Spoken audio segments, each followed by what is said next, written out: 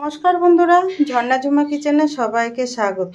আজ আমি নিরামিষ দিনে একটা ছানার ডালনা রেসিপি আপনাদের সাথে শেয়ার করব। একদম সিম্পলভাবে তৈরি করব। তো চলেন কিভাবে রেসিপিটা তৈরি করেছি সেটা এখন আপনাদের সাথে শেয়ার করব। আজ আমি ছানা দিয়ে একটা নিরামিষ রেসিপি আপনাদের সাথে শেয়ার করব। তো এই নিরামিষ রেসিপিটা কিন্তু আপনারা পুজোতেও ভোগ হিসাবে ব্যবহার করতে পারেন, বানিয়ে ভোগ দিতে পারেন।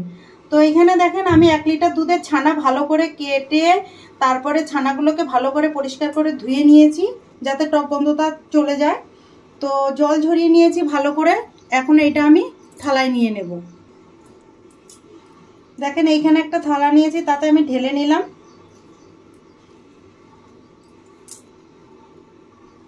এখন আমি এই ছানার মধ্যে দেখেন এইটুখানি আমি আদা নিয়েছি, আদাটুকু গ্রেট করে দিলাম। আপনারা চাইলে কিন্তু কুচিও দিতে পারেন, আবার পেস্টও দিতে পারেন। দেখেন আদা দিয়ে দিলাম। টেস্ট হিসাবে আমি নুন দিয়ে দিলাম, দিয়ে দিলাম লঙ্কা গুঁড়ো।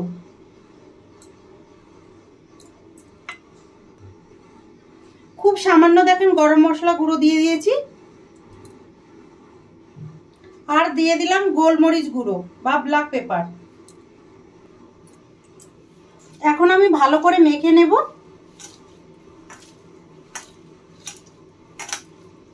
একটু যে ছানার দানাটা আছে দানাটা ছাড়িয়ে নিলাম। দেখেন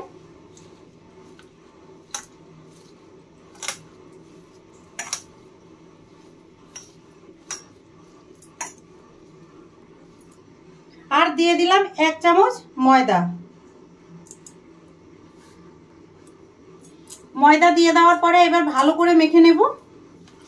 প্রথমে কিন্তু ছানা থেকে দানাটা ছাড়িয়ে তারপরে কিন্তু ময়দা দেবে।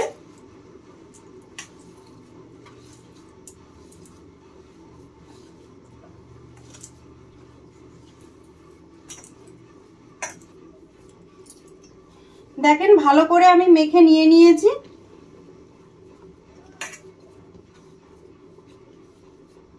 এখন এইখান থেকে দেখেন ছোট ছোট লেচির আকারে কেটে নিয়ে আমি গোল করে নিচ্ছি। তারপর দেখেন একটুখানি চ্যাপ্টা করে দিলাম। এইভাবে সব বানিয়ে নেব আমি।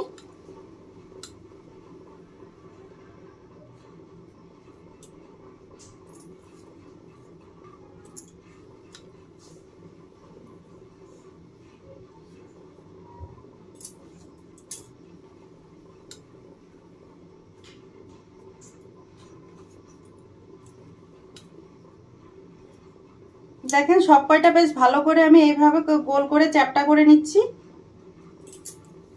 দেখেন সব কয়টা আমি বানিয়ে নিয়ে নিয়েছি। এখন ভেজে নেব। কড়াই ভালোভাবে গরম হয়ে গেছে, দিয়ে দিলাম আমি সর্ষের তেল। আর রান্নাটা আমি সর্ষের তেলেই করব। দেখেন তেল ভালোভাবে গরম হয়ে গেছে। এখন আমি দেখেন ছানার বলগুলো ভেজে নিচ্ছি।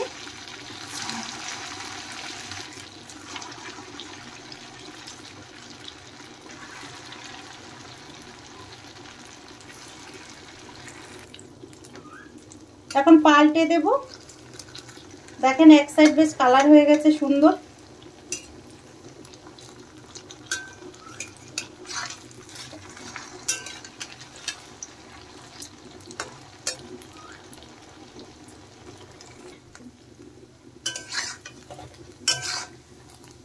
দেখেন ছানার বলগুলো ভাজা হয়ে গেছে। এখন আমি তুলে নিচ্ছি।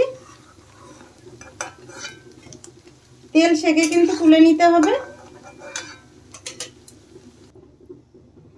আরো কিছু বল আছে, এগুলো ভেজে নিচ্ছি। এইগুলো ভাজা হতে থাক, ততক্ষণে আমি মশলা তৈরি করে নেব। এখানে দেখেন নিয়ে নিলাম আমি মিক্সির জার। জারের মধ্যে দিয়ে দিলাম কাঁচা লঙ্কা, আদা, দিয়ে দিলাম টমেটো, একটা বড় সাইজের টমেটো দিয়েছি। দিয়ে দিলাম দেখেন গোটা জিরে, দিয়ে দিলাম দেখেন গোটা ধনে। আপনাদের কাছে যদি গুঁড়োটা থাকে তাহলে গুঁড়োটাও দিতে পারেন। দিয়ে দিলাম গোলমরিচ।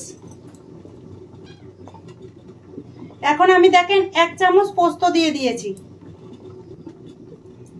আর দিয়ে দিলাম দেখেন 4 মগজ। সামান্য জল দিয়ে আমি এটাকে পেস্ট করে নেব মশলা। দেখেন মশলা আমি ভালো করে পেস্ট করে নিয়ে নিয়েছি। দেখেন এইগুলো ভাজা হয়ে গেছে, এখন আমি তুলে নিচ্ছি। ফোড়নে দিয়ে দিলাম তেজপাতা, দিয়ে দিলাম দেখেন এলাচ আর দারচিনি, আর দিয়ে দিলাম দেখেন লবঙ্গ। যেই মশলাটা আমি পেস্ট করে নিয়েছি সেই মশলা দিয়ে দিলাম। এখন মিক্সির জার ধুয়ে দেখেন জল দিয়ে দিলাম। দিয়ে দিলাম হলুদ গুঁড়ো, লঙ্কা গুঁড়ো। এখন নেড়ে চেড়ে মশলা ভালো করে কষিয়ে নেব।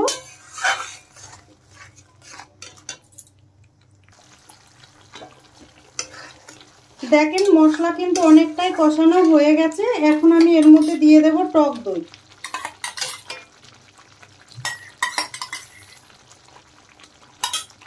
টক দই দেওয়ার পর আরেকটু কষিয়ে নেব। দিয়ে দিলাম দেখেন টেস্ট হিসাবে নুন, দিয়ে দিলাম দেখেন সামান্য চিনি। চিনিটা দিলে টেস্টের ব্যালেন্সটা ঠিক থাকে, চাইলে কিন্তু আপনারা স্কিপ করতে পারেন। এখন আবার ভালো করে কষিয়ে নেব। যতক্ষণ মশলা থেকে তেল রিলিজ না করে ততক্ষণ কিন্তু কষাতে হবে।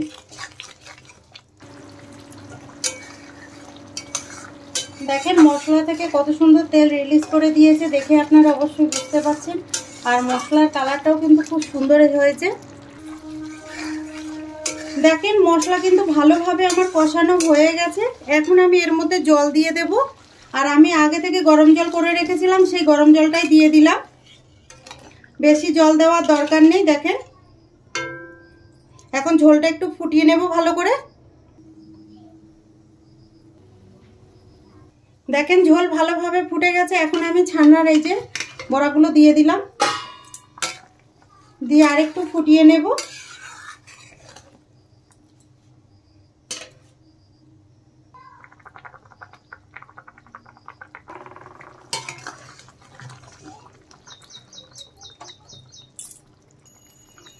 দিয়ে দিলাম দেখেন এখন গরম মশলা গুঁড়ো, আর দিয়ে দিলাম দেখেন কিছুটা ঘি। নিরামিষ সবজিতে একটু ঘি দিলে খেতে খুব ভালো লাগে। দেখেন তৈরি হয়ে গেছে, এখন আমি নামিয়ে নেব। এখন আমি দেখেন বাটিতে নিয়ে নিলাম।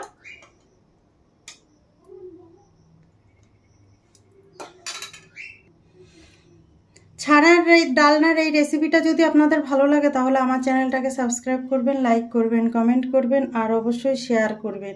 আর আমি যেইভাবে রেসিপিটা বানিয়েছি এইভাবে বানিয়ে খেয়ে আমাকে কমেন্ট করে জানাবেন।